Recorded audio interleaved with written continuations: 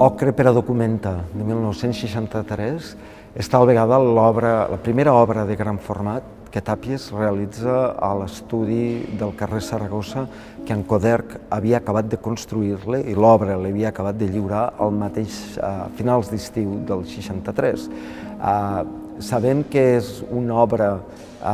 que Tàpies ha pensat amb una certa anticipació, perquè a la primavera del 63 li arriba una carta dels comissaris de la Documenta, el gran esdeveniment de l'art modern i contemporani de la postguerra, en la qual li demanen contribuir amb una obra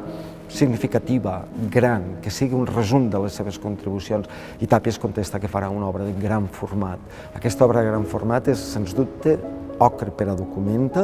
i acabarà la Documenta de l'any 64, entre altres obres com Gran tela grisa per a Documenta i Tela negra per a Documenta.